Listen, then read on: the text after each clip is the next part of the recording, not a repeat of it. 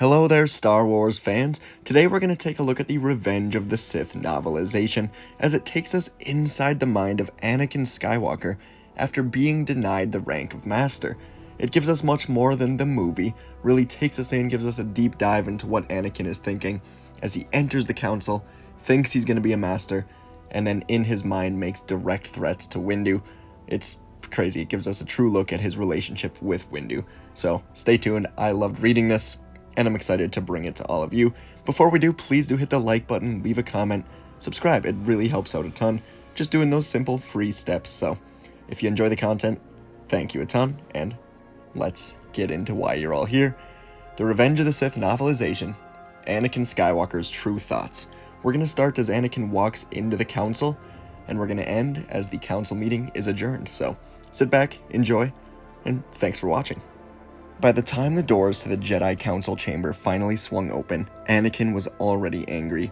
If asked, he would have denied it, and would have thought he was telling the truth, but they had left him out here for so long, with nothing to do but stare through the soot-smudged curve of the High Council Tower's window ring at the scarred skyline of the galactic city, damaged in a battle that he had won, by the way, personally, almost single-handedly, and with nothing to think about except why it was taking them so long to reach such a simple decision.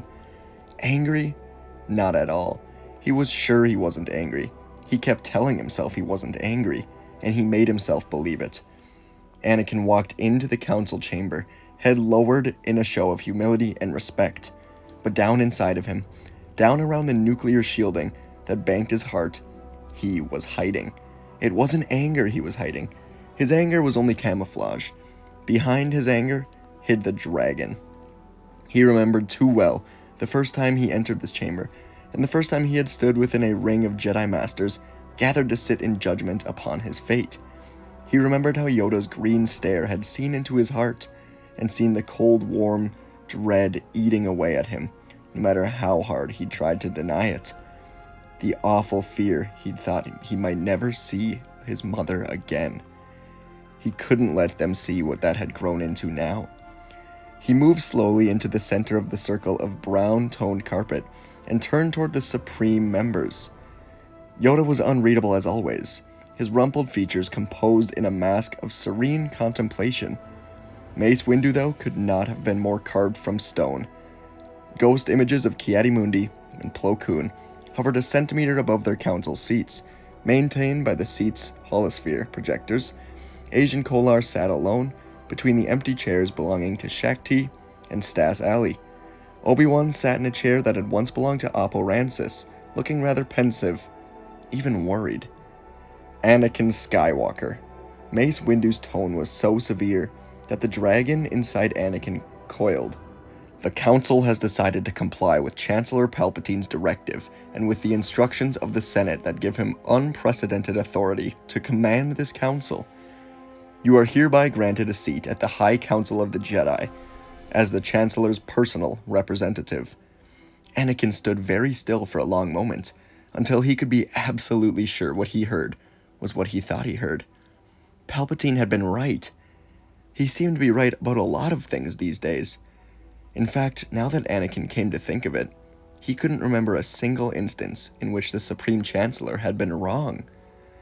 Finally, as it began to sink upon him, he gradually allowed himself to understand that the council had finally decided to grab his heart's desire, that they finally had recognized his accomplishments, his dedication, his power. He took a slow, deep breath. Thank you, Masters. You have my pledge that I will uphold the highest principles of the Jedi Order. Allow disappointment lightly. The council does not. Yoda's ears curled forward at Anakin like accused fingers. Disturbing, this move by Chancellor Palpatine is, on many levels. They have become more concerned with avoiding the oversights of the Senate than they are with winning the war, Anakin thought, and he inclined his head to say, I understand. Mace Windu spoke again. I'm not sure you do. He leaned forward, staring into Anakin's eyes with a measured squint. Anakin was barely paying attention. In his mind, he was already leaving the council chamber, riding the turbo lift to the archives, demanding access to the restricted vault, by authority of his new rank as Master. And Mace Windu continued, "You will attend the meetings of this council, but you will not be granted the rank and privileges of a Jedi Master." "What?" Anakin replied. It was a small word, a simple word, an instinctive recoil from words that felt like punches, like stun blasts exploding inside his brain that left his head ringing and the room spinning around him. But even to his own ears, the voice that came from his lips did not sound like his own. It was deeper, darker, clipped and coiled, resonating from the depths of his heart. It didn't sound like him at all, and it smoked with fury. "How dare you? How dare you?" Anakin said, and he stood, welded to the floor, motionless. He wasn't even truly aware of speaking. It was as if someone else were using his mouth. And now, finally, he recognized the voice. It sounded like Dooku, but it was not Dooku's voice. It was the voice of Dooku's destroyer. "No Jedi in this room can match my power. No Jedi in the galaxy. You think you can deny mastery to me?" "The Chancellor's representative you are," Yoda said. "And it is as his representative you shall attend this council. Sit in this chamber you will, but no vote you will have.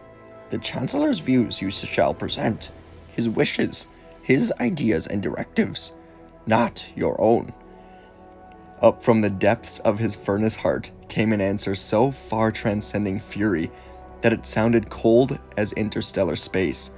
"This is an insult to me and to the Chancellor. Do not imagine that it will be tolerated."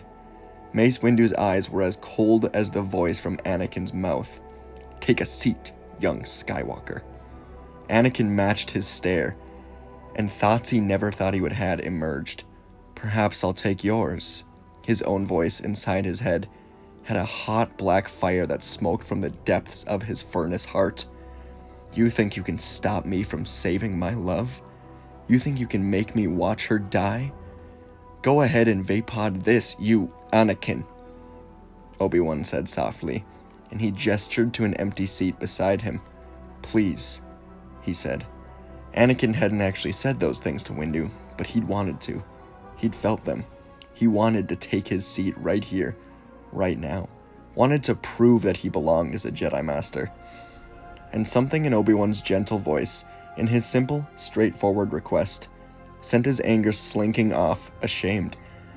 And Anakin found himself alone on this carpet, in the middle of the Jedi Council, blinking.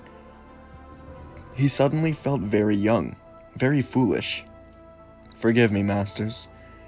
His bow of contrition couldn't hide the blaze of embarrassment that climbed his cheeks. The rest of the session passed in a haze. Ki-Adi-Mundi said something about no Republic world reporting any signs of Grievous, and Anakin felt a dull shock when the Council assigned the task of coordinating the search to Obi-Wan alone. On top of everything else, now they were splitting up the team? He was so numbly astonished by it all that he'd barely registered what they were saying about a droid landing on Kashyyyk. But he had to say something. He couldn't just sit here for his whole first meeting of the Council, Master or not. And he knew the Kashyyyk system almost as well as he knew the back of Mos Espa. "I can handle it," he offered, suddenly brightening. "I could clear that planet in a day or two." "Skywalker, your assignment is here," Windu said. Mace Windu nodded in agreement. His stare was hard as Durasteel, and only a scrape short of openly hostile towards him. Then Yoda volunteered, and for some reason, the Council didn't even bother to vote. "It is settled, then," Mace Windu said. "May the Force be with us all." And as the hollow projectors of Plo Koon and Ki-Adi-Mundi winked out, as Obi-Wan and Agent Kolar rose, spoke together in tones softly grave, as Yoda and Mace Windu walked from the room, Anakin could only sit, sick at heart, stunned with helplessness, as he thought to himself, "Padme, oh Padme, what are we going to do?" He didn't know. He didn't have a clue. But he knew one thing. He isn't going to do. He isn't going to give up. Even with the Council against him, even with the whole Order against him, he would find a way. he would save her. Somehow. So that's pretty much directly from the Revenge of the Sith novelization. It's when Anakin's denied the rank of Master, and there's added dialogue that we just don't get in the movie. Again, I'd love to see a longer cut of Revenge of the Sith, see what does get added in there, because the novelization has so much added dialogue that really just adds to Anakin's character. I've made some videos on it in the past, and I'll continue to make some. If there's any scene in particular that you just really want to know if it's different in the novelization, let me know, and I'll make a video on it. Either way, he clearly wanted to just prove that he is better than all the Masters. He thinks he's the most powerful. He's kind of right. I think Mace could probably take him in a duel.